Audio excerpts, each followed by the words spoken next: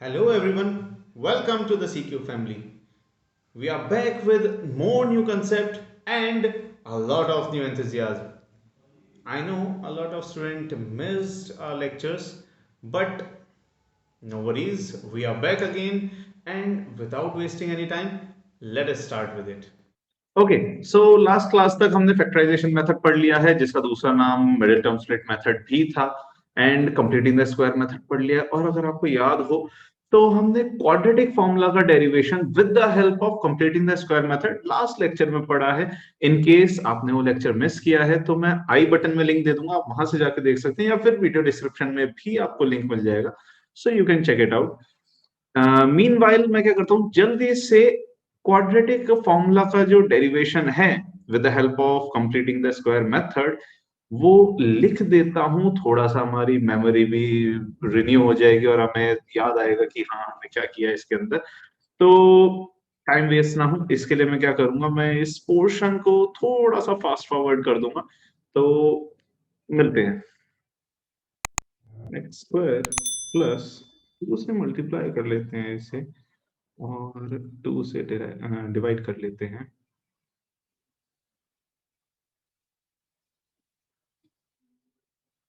Taking square root on both sides, b square minus 4ac upon 2a.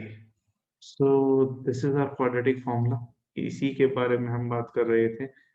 And देखो तीन method जो हमने quadratic equation को solve करने के पढ़े हैं, सबसे आसान अगर कुछ हो सकता है तो वो है quadratic formula.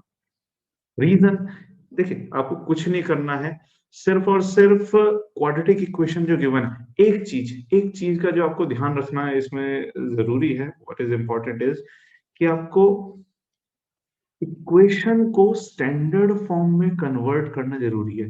Equation should be in standard form. कहने का मतलब क्या है, जैसे मैंने यहाँ पे लिखा है ये, इसे हम स्टैंडर्ड फॉर्म बोलते हैं, this is standard form. The equation should be in standard form.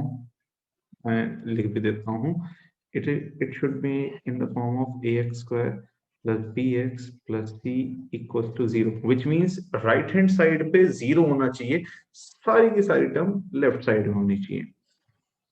तो बस इस चीज का ध्यान रखना है। एंड सिंपल आपको इसके अंदर देखना है कि a is your coefficient of x square of x square.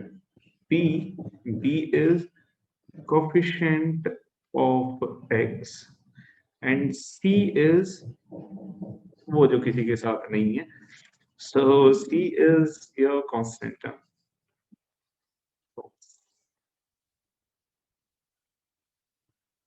ठीक है, वैल्यूज को इक्वेशन से निकाल के फॉर्मूला में सब्स्टिट्यूट करना है and you will be able to find out the roots of a given quadratic equation. Simple, बहुत सिंपल है। बस हाँ एक चीज का और ध्यान रखेंगे, देखो जैसे यहाँ पे मुझे ये अंडर रूट में एक टर्म दिखाई दे रही है बी स्क्वायर माइनस 4ac। हमें पता है कि नेगेटिव वैल्यूज का रूट डिफाइन नहीं होता है, थैंकफुली 10th क्लास तक तो नहीं होता है, 11th क्लास में होने लगेगा, बट नेगेटिव वैल्यूज का रूट डिफाइन नहीं होता है। दैट्स वाई ये जो term B square minus 4ac है, this should be a positive term. ये एक पॉजिटिव टर्म होनी चाहिए, तभी आप रूट्स निकाल पाएंगे, या मैं कहूं इसके रियल रूट्स निकाल पाएंगे। अगर ये नेगेटिव आ जाएगा तो हम ऐसी इक्वेशंस को सॉल्व नहीं कर सकते हैं, उसके लिए फिर 11th क्लास तक का थोड़ा वेट करेंगे। तो ये है क्वाड्रेटिक फॉर्मूला। चलिए थोड़ा आगे बढ़ते हैं, एक क्वेश्चन देखते हैं, इस फॉर्मूला पे बेस्ड एक क्वेश्चन आ गया हमारे सामने। जैसे मेरे से कहा गया है कोई क्वाड्रेटिक इक्वेशन है 3x square minus 5x plus 2 और इसका हमें रूट निकालना है इफ एग्जिस्ट। अगेन मैं क्या कह रहा हूं, इफ एग्जिस्ट, कैसे पता चलेगा वो एग्जिस्ट करता है या नहीं, चेक कर लेंगे। बी स्क्वायर माइनस 4ac की वैल्यू 0 से बड़ी है या 0 के इक्वल है, it should not be negative. तो पहले आइडेंटिफाई करते हैं। देखो सबसे पहला काम जो किसी भी क्वेश्चन में हमें करना चाहिए, उसके अंदर ए, बी और सी की वैल्यू आइडेंटिफाई करनी चाहिए। लाइक यहाँ पे ए की वैल्यू है, स्टैंडर्ड फॉर्म में है इक्वेशन, बिल्कुल। ए की वैल्यू है 3, बी की वैल्यू है -5 विद साइन। कुछ बच्चे ये मिस्टेक करते हैं, वो साइन इंक्लूड नहीं करते हैं, और कुछ बच्चे एक्स को भी साथ में ले लेते हैं। दोनों में से कोई काम नहीं करना है। ए 3 है, बी की वैल्यू -5 है और सी की वैल्यू 2 है। सिंपल, सिंपली हमने आइडेंटिफाई किया। ओके, सो एक बार मैं चेक कर लेता हूं कि b² - 4ac इसका एक बहुत इंटरेस्टिंग नाम है और एक बहुत इंटरेस्टिंग काम है। इसे हम अभी नेक्स्ट वीडियो में मैं बताता हूं। इसे हम डिस्क्रिमिनेंट समथिंग कुछ बोलते हैं, बात करेंगे इसके बारे में भी। तो b² - 4ac, एक बार मैं इसकी वैल्यू निकाल लेता हूँ। सो ये हो जाता है -5 का स्क्वायर -4 3 2 आ जाता है 25 -4 12 into 2 24। Okay, it is 1।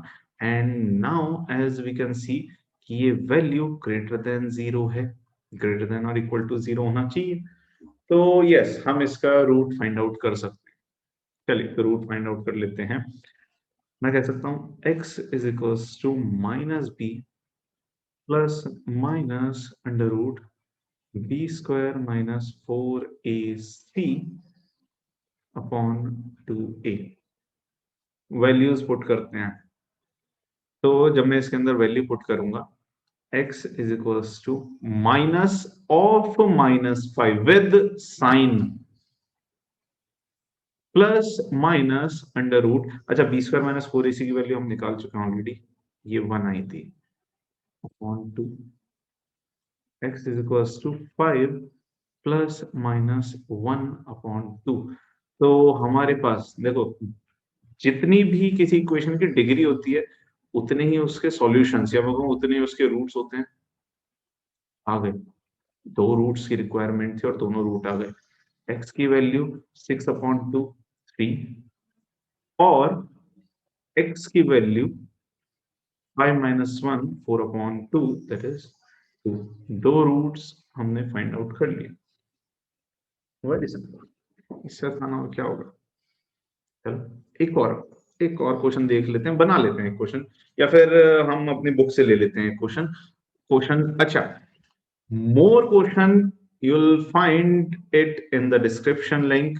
And आप मुझे या तो मेल कीजिए या फिर आप मुझे कमेंट सेक्शन में आंसर लिख के सेंड कीजिए, चॉइस इज योर्स।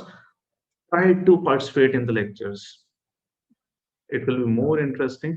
तो मैं क्वेश्चन जल्दी से लिख देता हूँ जरा। An important condition is given that x की वैल्यू ना ही -4 हो सकती है और ना ही ये 7 हो सकती है। रीजन हमें पता है, क्योंकि अगर -4 हुआ तो ये 1/0 दैट इज इंफिनिटी टाइप से कुछ बन जाएगा, तो हमें वो सिचुएशन इग्नोर करनी है। चलो देख लेते हैं। अब कुछ बच्चे कहेंगे कि ये तो क्वाड्रेटिक इक्वेशन है ही नहीं, इसमें तो क्वाड्रेटिक इक्वेशन जैसा कुछ हमें दिखाई नहीं दे रहा। तो देखो, पढ़े लिखे धुरंधर बच्चों, ध्यान दो। मैं एलसीएम तो ले सकता हूँ, x plus 4 x minus 7, x minus 7 minus of x minus 4 is equals to 11/30। Multiply कर लेते हैं, तो x will get cancel out, -7 minus 330 is equals to 30 को इस तरफ लेके जाया हूँ मैं, और इसे इस तरफ 11 times x plus 11 x square minus 7x plus 4x, that is minus 3x, minus 28, 33x minus, वैदिक मैथ्स का थोड़ा यूज करते हुए 11 से मल्टीप्लिकेशन आसान होते हैं। Will talk about it in some lecture.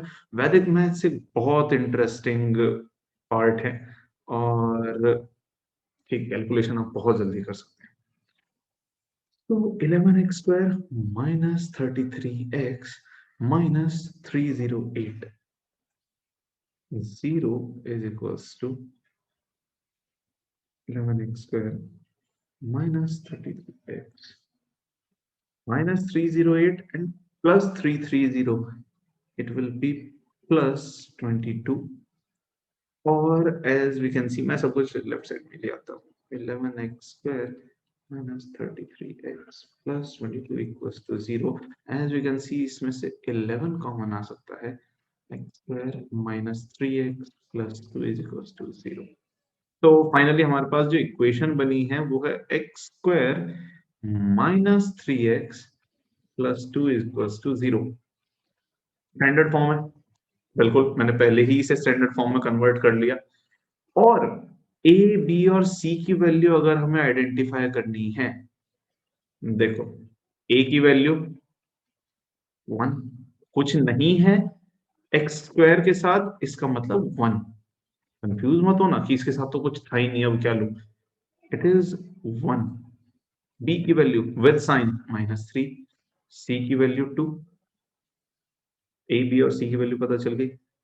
तो x will be equals to minus b plus minus. ठीक है, अब तक तो हम इसको यूज हो चुके हैं, कोई दिक्कत नहीं है. तो x की वैल्यू आ जाती है minus of -3 plus minus under root. अच्छा, इस बार हमने वैसे चेक नहीं किया इसे, कोई नहीं. मैंने मतलब कैलकुलेशन की थी और मन मन में ही मुझे पता चल गया कि it is solvable quadratic equation. So b square, which means minus 3 का square minus 4 into 1 into 2 upon 2 into 1. X is equals to 3 plus minus under root 9 minus 8, that is 1 2. तो x के हमारे पास दो वैल्यूज आ गई. x की value 3 plus 1 upon 2, that is 2, और x is equals to 3 minus 1 upon 2, that is 1.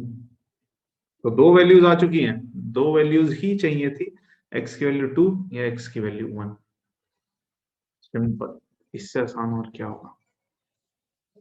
तो ये है क्वाड्रेटिक फॉर्मूला. क्वेश्चंस कीजिए, ज्यादा से ज्यादा क्वेश्चंस ट्राई कीजिए. जितना ज्यादा आप ट्राई करेंगे उतना ही अच्छे से ये कंसेप्ट क्लियर होगा. और नेक्स्ट लेक्चर में जिसके बारे में हम बात करने वाले हैं, that is nature of roots. Quite an interesting topic. कुछ बच्चों को एक बार में समझ में आ जाता है, कुछ को नहीं आ पाता, कोई नहीं, देखते हैं, विल हैंडल इट.